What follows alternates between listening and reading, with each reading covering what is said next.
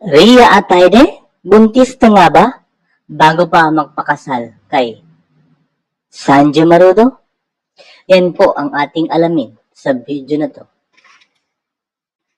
What's up mga ka-showbiz? Welcome sa ating channel at kung bago lang kayo sa ating channel, ay i-like at i-subscribe na po para lagi kayo updated sa ating mga susunod na video i-upload. Ayun nga po, naganap na nga ang kasalang Ria Atayde at Sanjo Marudo at kinagulat nga po ng mga tao dahil napakasimple at isang civil wedding ang kanilang kasal. At si Mayor Joy Belmonte ang nagpakasal sa dalawa. At present din po ang kanilang mga kanya-kanyang pamilya at mga piling-piling bisita tulad nga po ng ex-lover na sina Catherine Bernardo at Daniel Padilla. Pero wala po tayong nakitang picture na magkasama ang dalawa.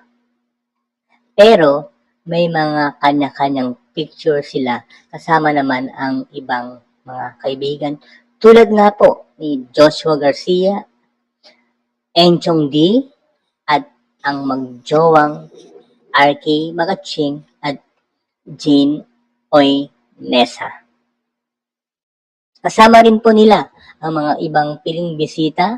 Ayan nga po, kaibigan din nila Sanjo Marudo, si L.A. Tenorio, ayan si Yubs Asarcon, at mga iba pang pamilya na hindi ko kilala. Ayan, kasama rin po sa kanilang event. At ito nga po, sa kasalang ding iyon, ay pumukaw ng atensyon ng mga marites na parabang malaki na ang tiyan ni Ria Atayde. Parang may umbog na. At kahapon nga po sa channel ni Mama Ochi ay nagbigay din siya ng komentong hinggil sa isyong ito. At ayun nga po, ito nga po ang kanyang naging reaksyon o kanyang komento. Panoorin po natin ang video na to. Sa magkaapo siya, meron siyang sapatos na binili para sa kanyang unang apo. Ah, talaga? Yes, at ang mahal ng shoes. Ah, paano? Oo. Pag lalaki o pag babae? Kahit nga Generic. generic. Ah, Oo. talaga? Ako feeling ko lang kaya una siyang magkakaapo kay Ria Atayde. Eh, hindi nga tayo mamatay-matay yung issue. Hindi talaga mamamatay ang Pinag-usapan issue. nila na kung buntis daw ba si Ria Atayde. Hindi ka mamamatay-matay ang issue kasi Oo. hanggang makapanganak yan, mabubuhay ang isang napakagandang issue. Ah, ano yun? Ang magkaroon ng sanggol. So, magkakaroon na nga?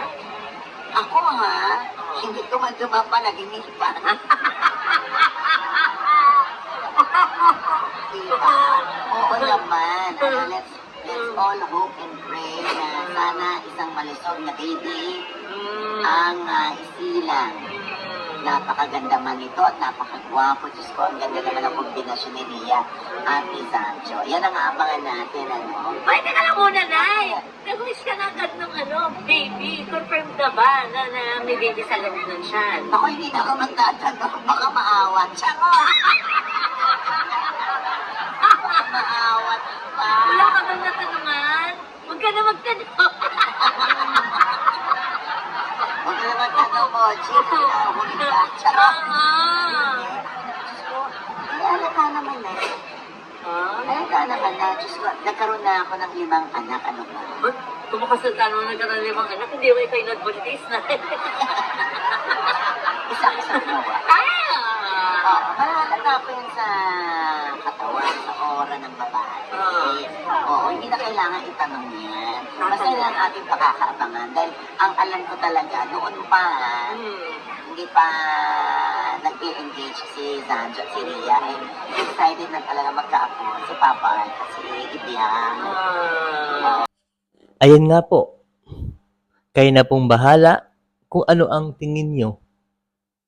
Basta ang mahalaga masaya at nagpakasal na ang dalawa. Kung totoo man na buntis na si Rhea at Taide, ay blessing yan dahil doon din naman sila pupunta at sila'y mag-asawa naman na. Again, congratulations to Mr. and Mrs. Marudo. At naway gabayan kayo ng poong may kapal at sana panghabang buhay ang inyong pagsasama. And again, thank you so much guys for tuning to our channel. God bless all and happy long weekend. Bye-bye!